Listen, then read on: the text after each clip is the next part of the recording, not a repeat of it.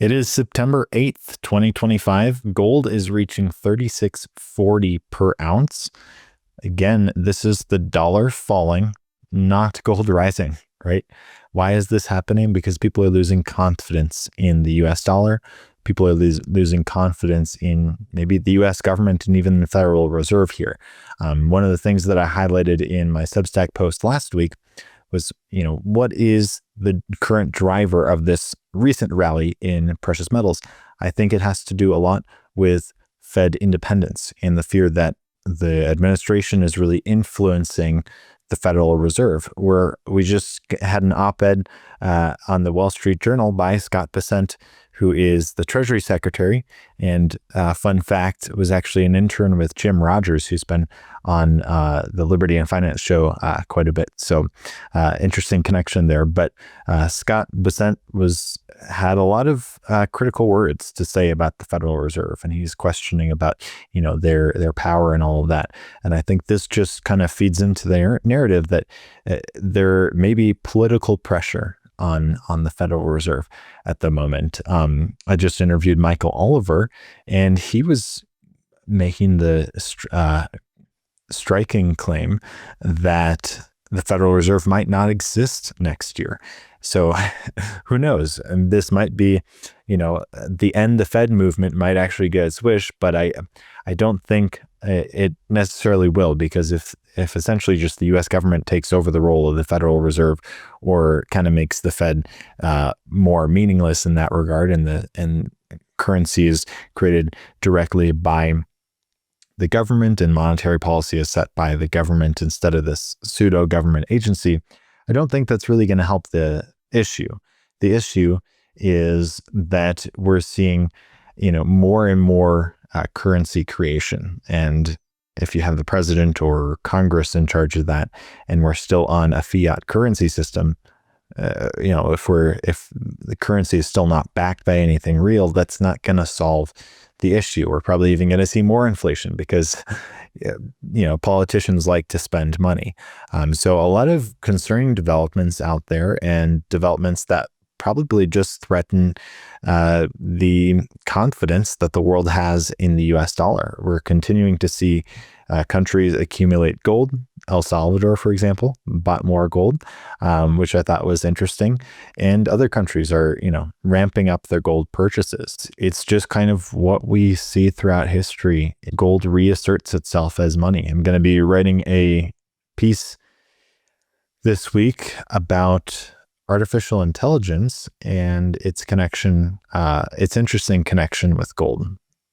I was thinking more about this, and kind of how our whole world right now is very much simulated, right? And AI is making things more efficient, right? But it's also creating a situation where we have this artificial abundance of, AI can just create a bunch of computer code, right? It can do things with essentially no effort.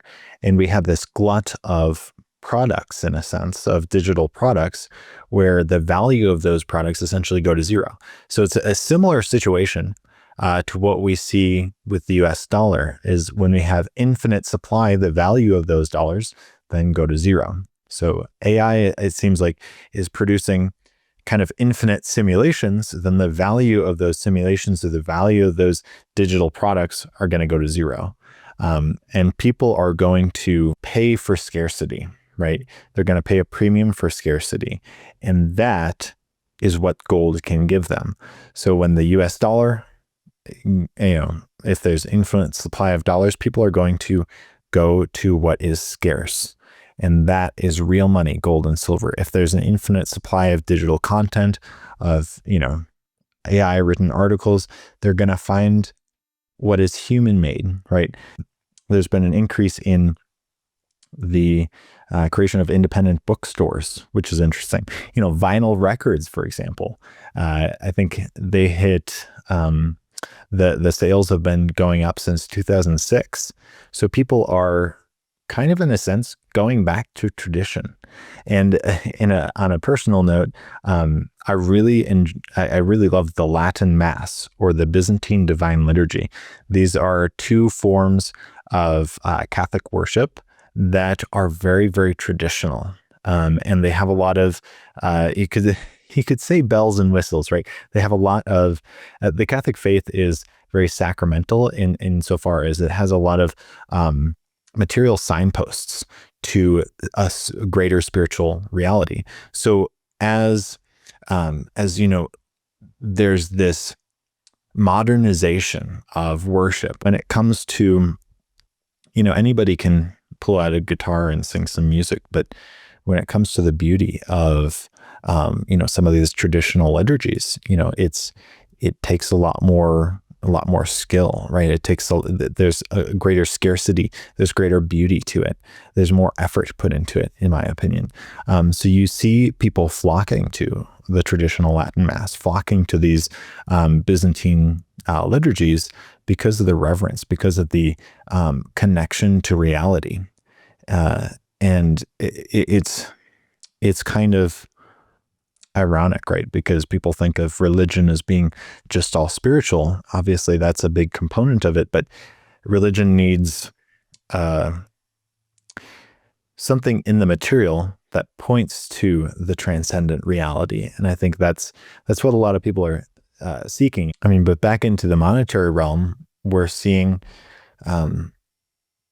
more and more people reject this idea of, you know, the infinite supply of currency. They're rejecting the paper currency and moving towards something real. And Bitcoin in particular, I don't know about Bitcoin. Here's my opinion. A lot of people ask me about Bitcoin when they call up to order precious metals. What is your take on Bitcoin? And I usually say I don't know, and that's the truth. More recently, I've been considering. You know, a lot of people have said, well, how are you going to trust Bitcoin how are people going to trust Bitcoin if they don't understand it?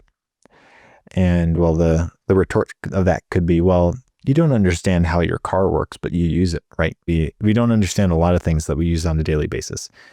But I think the problem is that there's this loss of trust and this loss of confidence in public institutions, right? There's a loss of trust in the banking system. There's a loss of trust in fiat currencies right now. And with AI, there's going to be an increasing loss of trust in just, well, is this content, is this video, is this photo that I'm seeing online, is that actually real, right?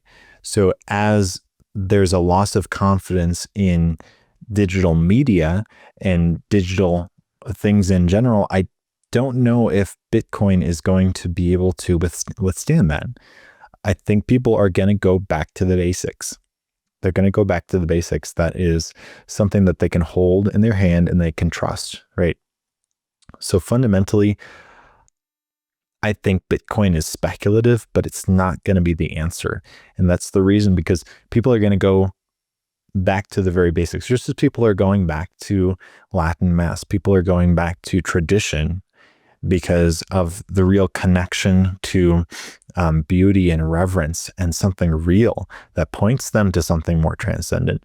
People are going to go back to reading books, right? I didn't know that independent bookstores were on the rise, right? Vinyl records being on the rise. There's an increase in revenue from live music events. People are wanting real experiences. And I think if it's not tangible, if it's not scarce, it's going to be hard for that kind of currency to actually survive. So I guess time will tell, but I'm betting more on gold than I am on cryptocurrency. And I think cryptocurrency, I might be wrong, cryptocurrency has done incredibly well over the last 15 years or so. But gold is tried and true, and I'm almost certain that it's practical certainty that precious metals will never go to zero, right? That people will flock back to precious metals because that's what has happened for the last 6,000 years. For Bitcoin, who knows? It's speculative.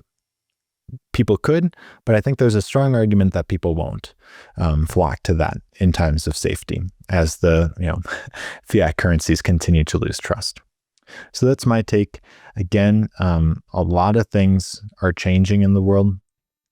We'll have to check back in later in the week to see what's happening. I mean, there's a lot of geopolitical risk out there as well. We didn't even touch on that, how France is preparing their hospitals for potentially a major conflict with Russia. Who knows? Other European countries seem to be kind of preparing in similar ways. So we'll see where that all leads. But this has been the Broker's Brief. Really appreciate you tuning in today.